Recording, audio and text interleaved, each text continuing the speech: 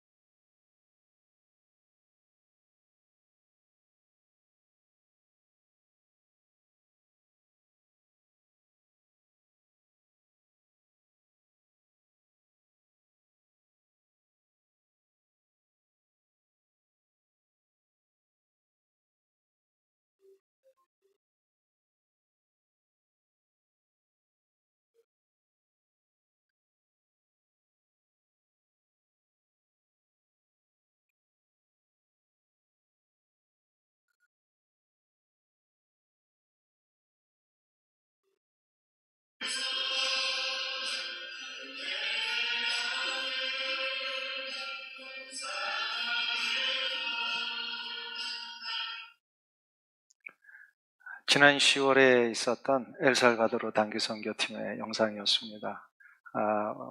황병철 선교사님, 우리 교회 파송 선교사님이신데 그 현장에서 함께 극빈자들을 섬기고 또 복음을 전하는 일에 동참해 주신 모든 단기 선교팀들 수고 많이 하셨습니다. 우리 격려의 박수를 한번 하나님께 영광을 올려드려서 수고하셨습니다.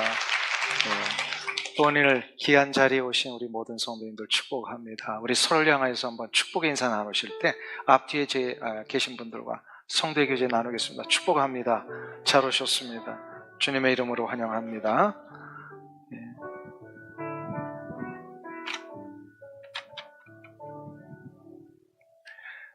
광고의 말씀을 몇 가지만 더 부연해드리면 오늘 여러분들이 주보에 넣어드린 헌금 봉투를 좀 사용하셔서 여러분의 사랑을 하나님 앞에 헌신해 주시기를 부탁을 드립니다. 이 모든 사랑의 나눔 캠페인에 모아진 헌금 전액 우리 이 지역을 위해서 쓰기에 됩니다. 우리 복음의 기관들 또 우리의 이웃들을 위하여서 쓰게 되는 귀한 헌금입니다. 함께 사랑의 나눔에 여러분들 동참해 주시길 간절히 바라고요. 또 오늘 오후에는 새가족 환영회가 있습니다. 새가족들에게 아마 연락이 간 줄로 압니다. 함께 우리 교회 리더십들과 함께 귀한 환영회가 있게 되고요. 다음 주일 오후 6시로 확정이 됐는데요. 우리 6시에 찬양제가 있습니다. 우리 교인들끼리만 하는 찬양제는 아니고요. 많은 이웃들과 주변에 있는 분들을 함께 초대해서 이 귀한 찬양의 자리에 모두가 하나님께 영광을 올리는 그런 특권과 기회를 나누고자 합니다. 이를 위해서 할렐루야 찬양대가 아주 지금 열심히 준비하셔서 놀라운 그런 어떤 찬양을 하나님 앞에 준비하고 있습니다. 할렐루야 찬양대 너무 감사해요. 어려운 시간이지만 이거를 끝까지 감당해 주셔서 감사하고 오늘도 드린 이 찬양 너무나도 아름다운 찬양이었는데 또 이 찬양에 더 놀라운 곡이 준비되어 있답니다. 그 핸델의 메시아의 그 오라토리오 중에서 곡을 선택을 해가지고 하나님 앞에 드리는 아주 놀라운 찬양입니다. 우리 함께 동참해 주시고, 몇 시라고요? 다시 한번 이 마인드 하셔서 저녁 6시입니다.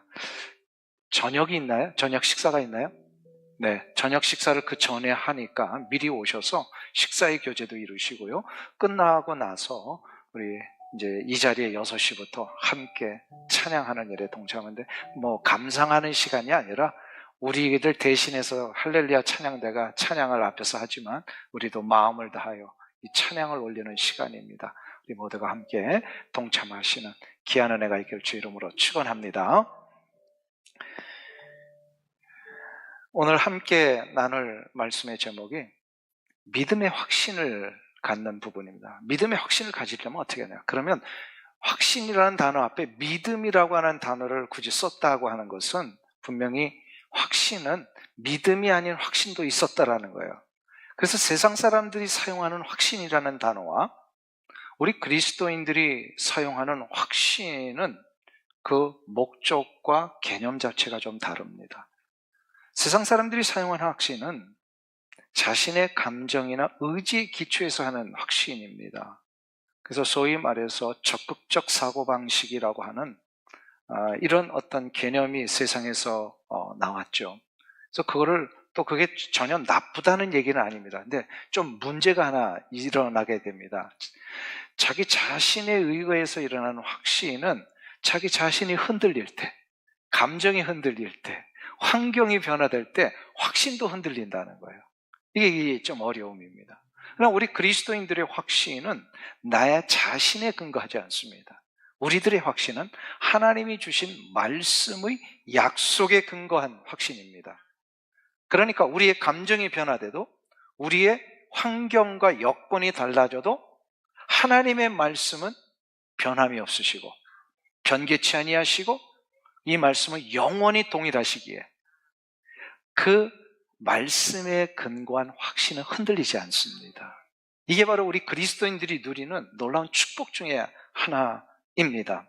이런 확신을 가지고 살 때에 바로 이것을 우리는 믿음의 확신이다. 그러면 이 믿음의 확신을 갖기 위해서는 어떠한 말씀의 근거 위에 우리가 서야 되는가? 오늘 본문이 사도 바울을 통하여서 골로새 교회에 전한 내용이지만 이걸 우리가 세 가지로 나눠 볼 수가 있습니다. 첫 번째로 하나님이 나를 인정하고 계심을 먼저 확신할 때에 흔들리지 아니하는 믿음의 확신이 된다는 겁니다. 24절과 25절의 말씀을 우리 다 같이 한 목소리로 봉독하겠습니다. 나는 이제 너희를 위하여 받는 괴로움을 기뻐하고 그리스도의 남은 고난을 내가 교회의 일꾼 된 것은 하나님이 너희를 위하여 내게 주신 직분을 따라 하나님의 말씀을 함이니라. 사도 바울이 지금 이 말씀 속에서 놀라운 고백을 하나 합니다. 현재 사도 바울 자신이 당하고 있는 고난과 아픔이 있었던 것 같아요. 복음 사역을 위해서 나가다 보니까 얼마나 저항이 많았겠습니까? 그 당시에 이런 죽음의 위험과 또 핍박과 육체의 고통, 정신적인 이런 위협들, 이런 모든 당하는 고통과 아픔이 있었는데, 근데 그거를 오히려 기뻐하노라 이런 표현을 써요. 그러니까 기쁘게 받는다라는 이야기입니다. 근데 여기서 더 나갑니다.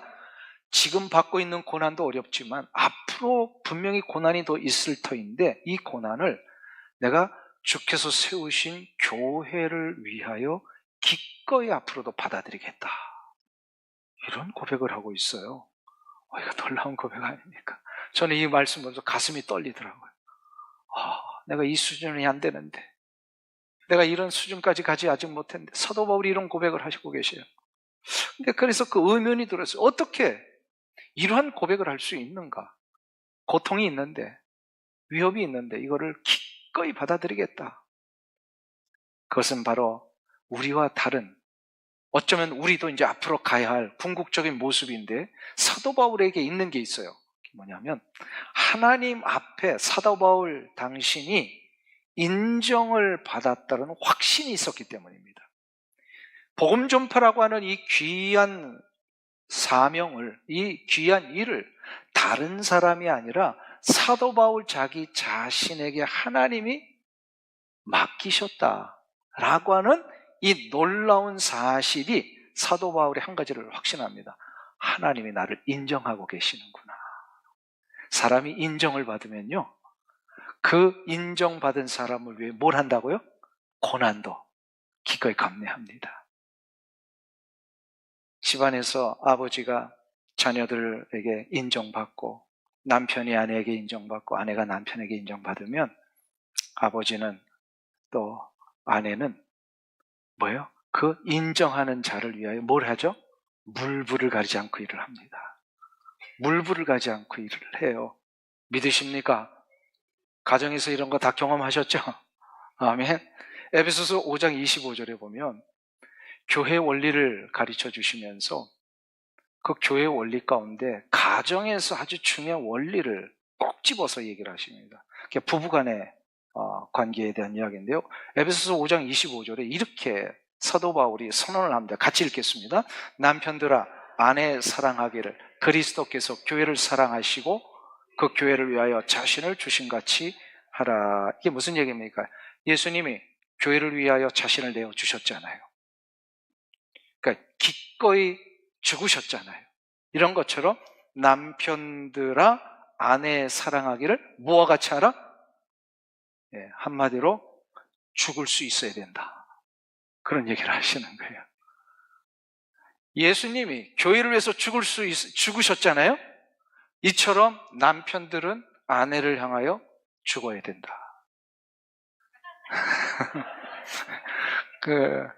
이거를 아내들이 아멘 하시면 안 되고 남편이 아멘을 해야죠. 그래서 제가 묻겠습니다. 이 자리에 계신 우리 남편들이시여, 아내를 위해 죽으실 수 있습니까?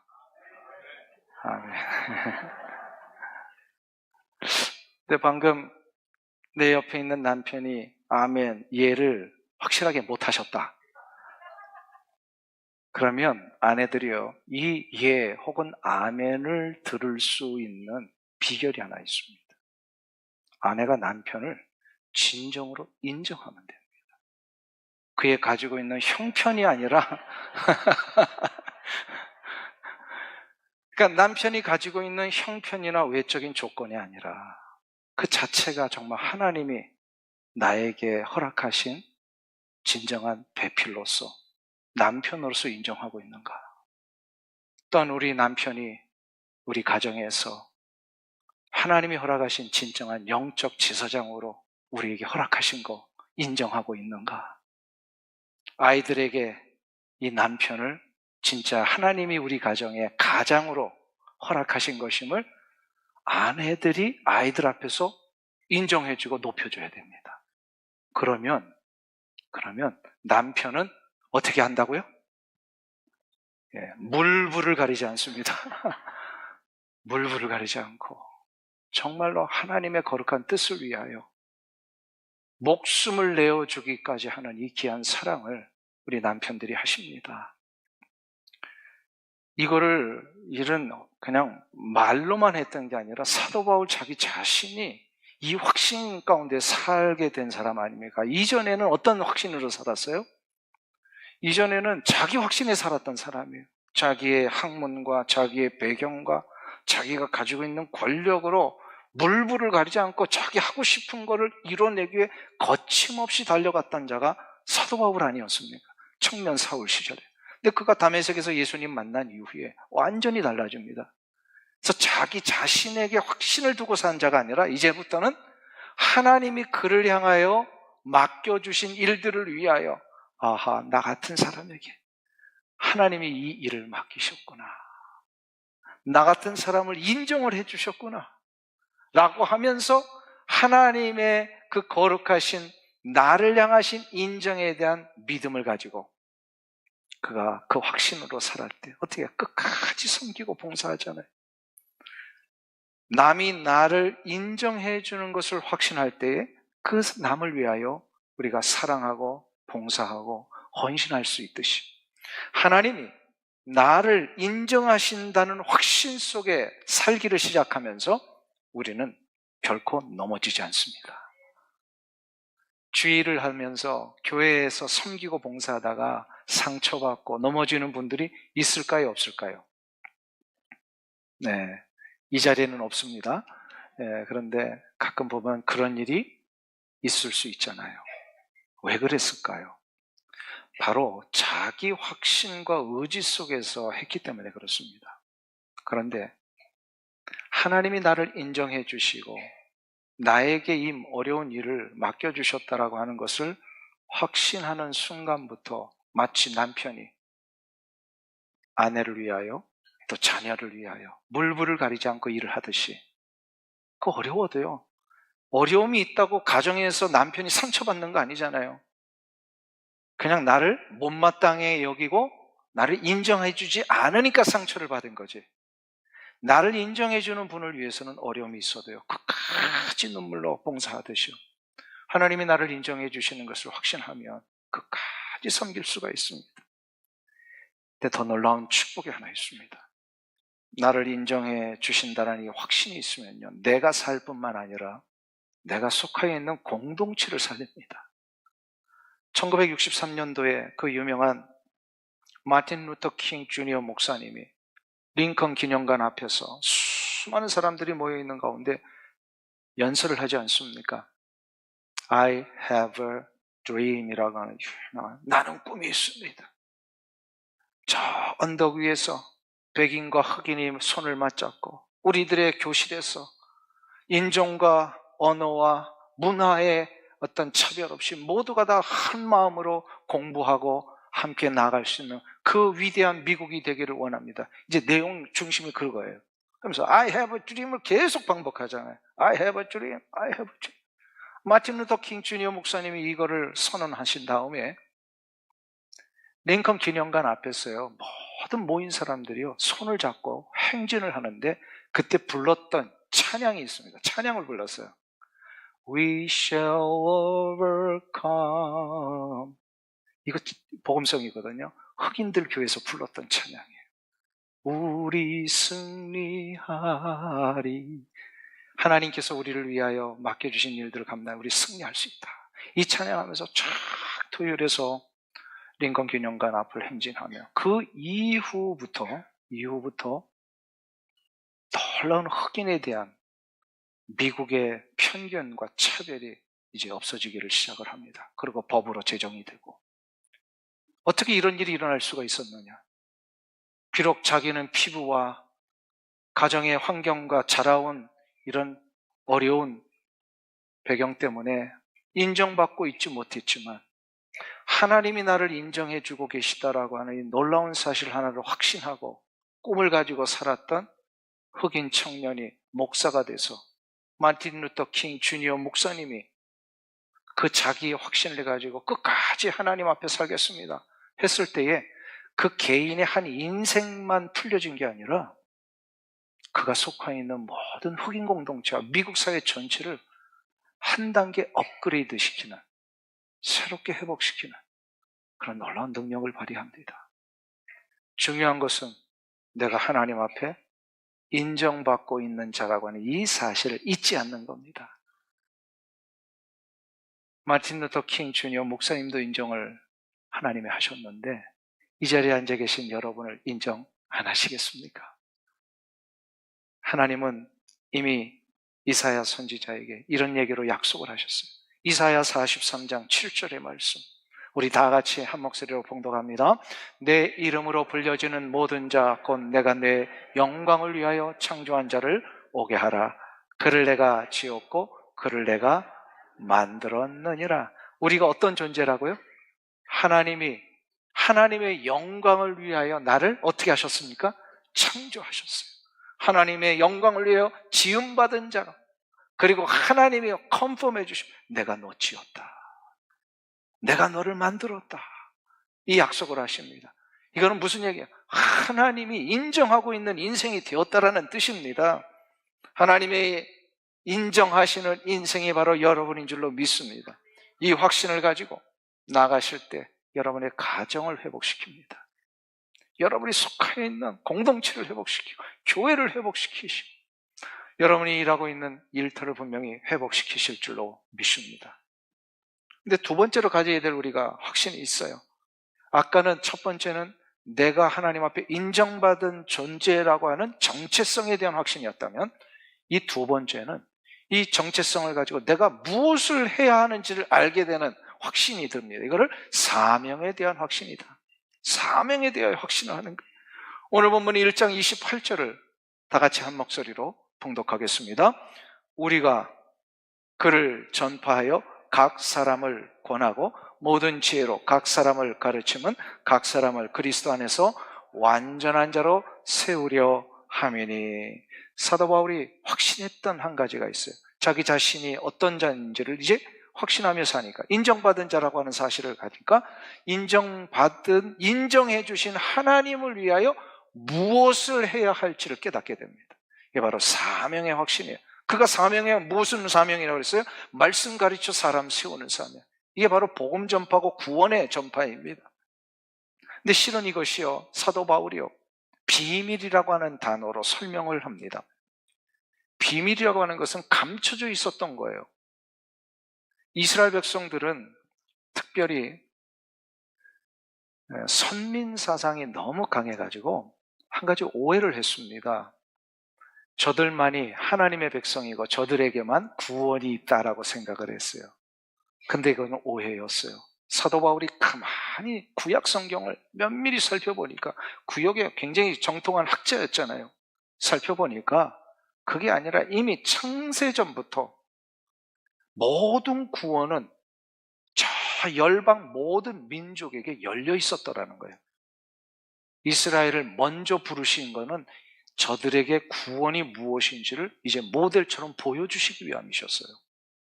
이거를 구약 처음부터 가르쳐 주셨는데 비밀처럼 이것이 감춰져 있다가 드디어 예수 그리스도께서 오심으로 인하여 이 비밀이 확 드러난 거예요.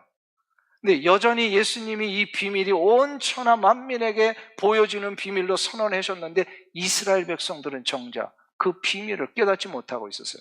그러다가 정통 유대인이여 이스라엘 백성이었던 사도 바울 자신에게 이 비밀이 확 드러나게 해주셨다라는 거예요. 이게 얼마나 놀라운 축복입니까? 자기가 속해 있던 민족들 하나도 깨닫지 못했는데 자기가 깨달았어요. 그래서 그 예수님을 따랐던 제자들도 이거 미처 깨닫지 못했잖아요. 베드로 같은 경우에도 구원이 유대 공동체 안에만 있는 줄 알았어요. 그래서 이 고집스럽게 깨닫지 못하는 이 비밀스러운 일을 사도 바울에게 탁 보물상자가 열리듯이 그거를 열어서 보여주셨습니다. 얼마나 놀라운 감격이겠습니까? 비밀은 누구에게만 얘기를 해요? 믿을 사람에게만. 사도 바울을 그만큼 믿고 계셨다라는 거예요. 이 비밀은 유대 공동체 안에만 있는 것이 아니라 온 열방 가운데. 그래서 이것을 이미 예수님이 부활 승천하실 때 가르쳐주고 가셨잖아요. 마태복음 28장 19절에서 20절에도 그렇고요. 사도행전 1장 8절에도 동일한 내용을 다른 버전으로 기록을 한 거거든요. 근데 그 유명한 사도행전 1장 8절을 우리 같이 한 목소리로 봉독하겠습니다. 오직 성령이 너희에게 임하시면 너희가 권능을 받고 예루살렘과 온 유대와 사마리아와 땅끝까지 이르러 내 증인이 되리라 하시. 이 말씀을 그대로 좀 한번 놔둬보세요. 이제 예수님이 부활 승천하시기 바로 전에, 그러니까 승천하시기 바로 전에 남겨진 모든 제자들과 수많은 무리들에게 이야기를 하십니다. 너희가 권능을 받고 어떻게 하라고요? 예루살렘과 유대와 사마리아까지 가라라고 하는 것은 이 유대 공동체, 이스라엘 공동체 바운더리예요. 사람들은 여기까지만 신경을 썼댔어요. 사도행전에 보면. 그런데 나중에 이 1장 8절의 마지막 요 단어가 얼마나 중요한지를 사도 바울이 깨달은 거예요. 어디까지요? 땅끝까지. 땅끝은 어디예요? 예, 모든 민족, 모든 족속, 모든 나라에 이 예수 그리스도가 전파되어야 한다는 거예요. 예수 그리스도라고 하는 것은 하나님이 정해주신 놀라운 구원의 축복, 하나님의 자녀가 되는 축복에 농축된 단어예요. 그리스도라고 하는 단어. 이 비밀을 사도 바울이 깨닫고서 이것을 전하는 일로 그가 나가게 됩니다. 사랑하는 성도님 여러분, 이 비밀이 우리에게는 너무 쉽게 열려져 있잖아요. 근데 유대인들은 이게 쉽지가 않아요.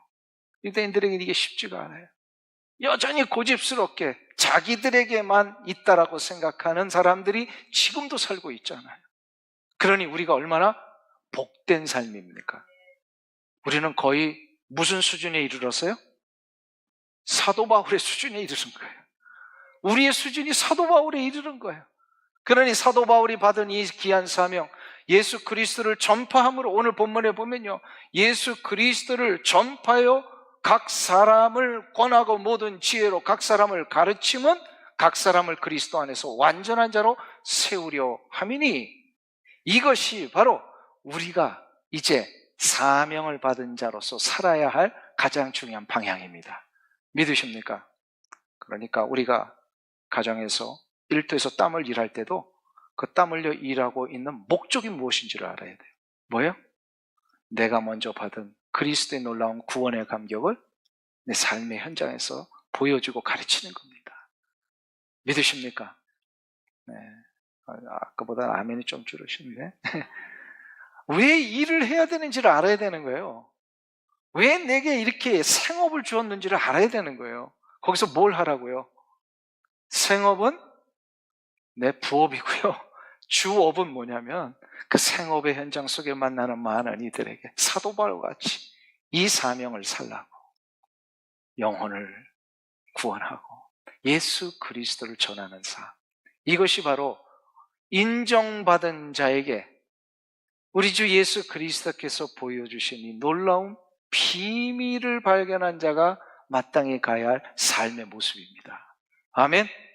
이 사명을 가지고 살아요. 근데 여기서 한 가지 의문이 듭니다. 나는 도대체 말 주변도 없고, 도대체 나는 사람 만나면, 낯선 사람 만나면 가슴도 떨리고, 이거 나 같은 사람은 어떻게 이렇게 살라고 하십니까? 네, 염려하지 마십시오.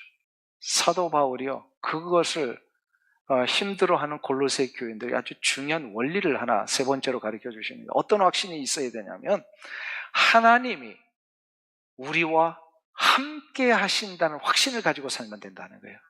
29절을 보세요. 29절 말씀 다 같이 한 목소리로 봉독합니다. 이를 위하여 나도 내 속에, 같이 읽습니다.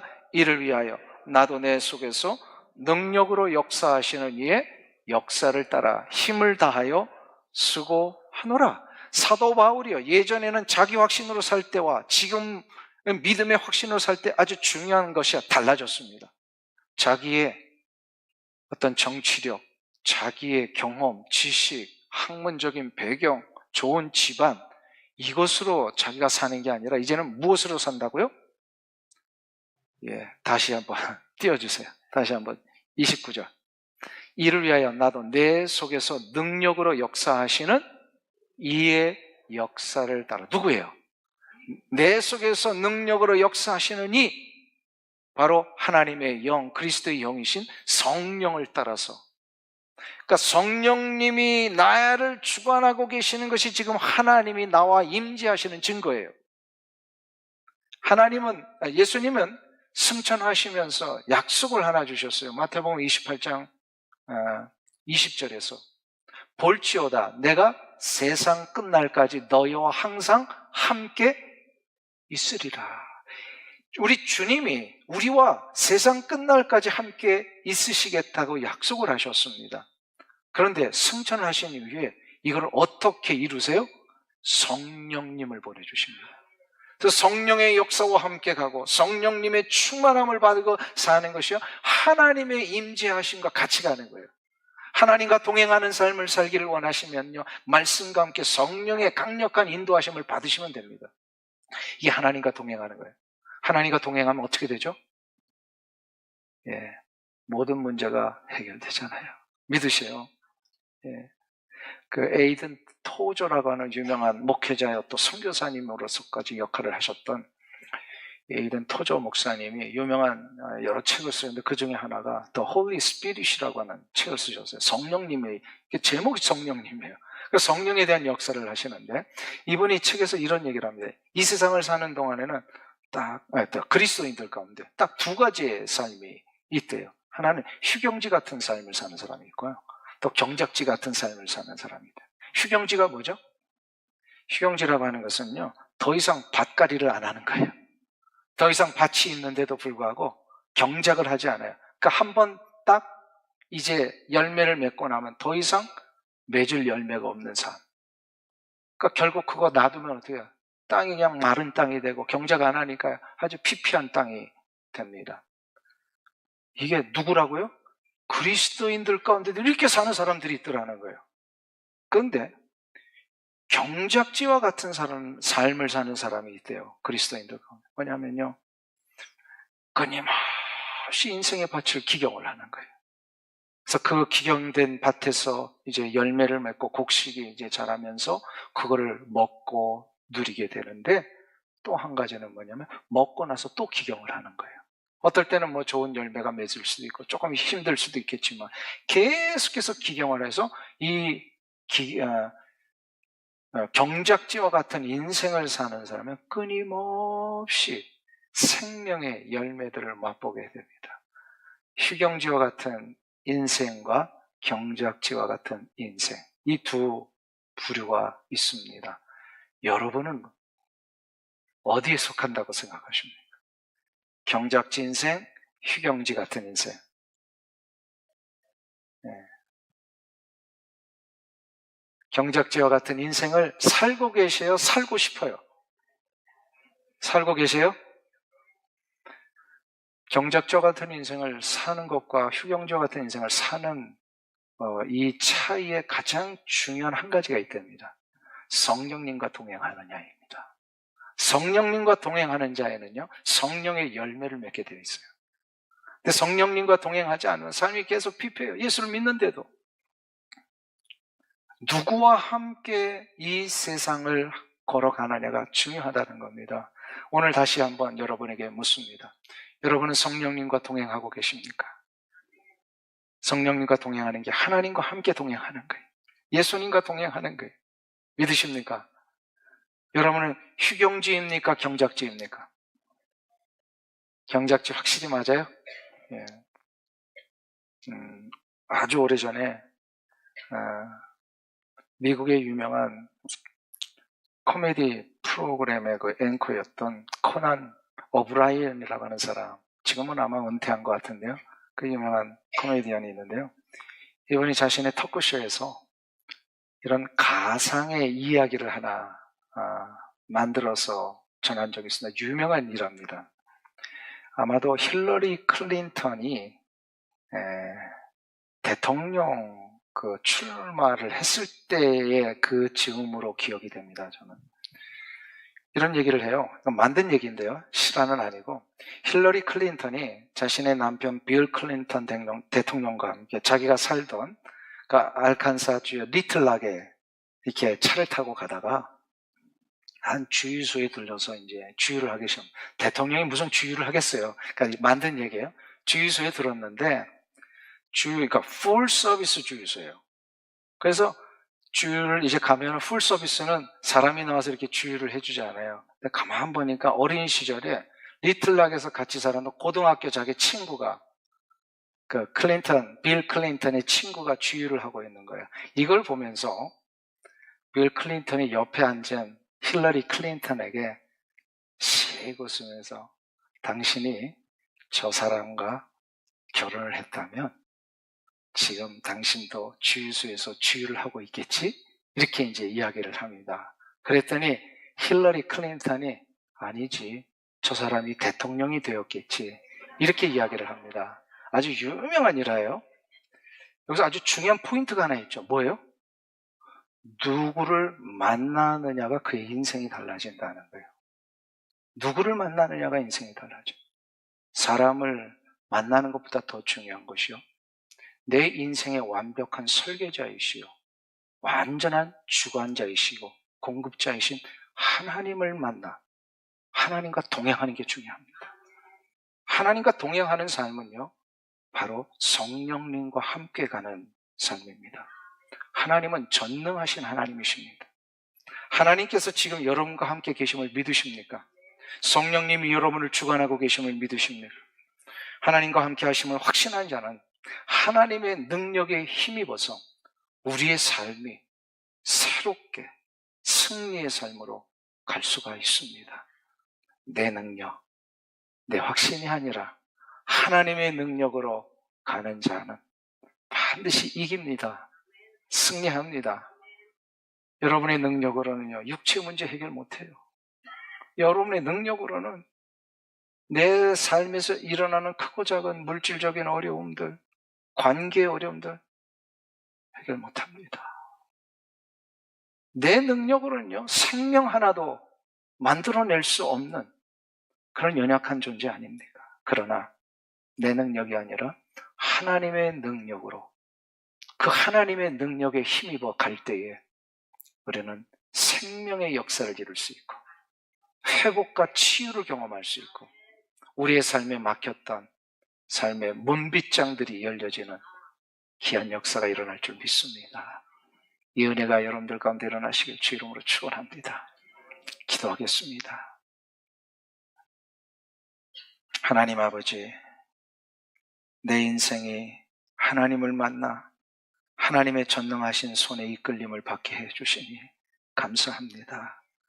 내 손으로, 내 능력과 내 경험으로는 나의 생명조차도, 나의 육체조차도, 내 삶의 환경 어느 하나도 제대로 감당할 수 없는 연약한 존재인데 하나님이 나를 사랑하셔서 찾아오시고 만나시고 구원하셔서 하나님의 자녀가 되게 해주심을 감사합니다. 이 성탄을 준비하는 시즌에 이미 오신 예수님으로 인하여 받은 구원의 감격과 기쁨을 이제 장차 주님이 오시는 그날까지 끝까지 누려 하나님의 손에 이끌림을 받아 인생에 승리하는 귀한 역사 우리 가운데 일어나게 하여 주시옵소서. 예수님의 이름으로 기도하옵나이다.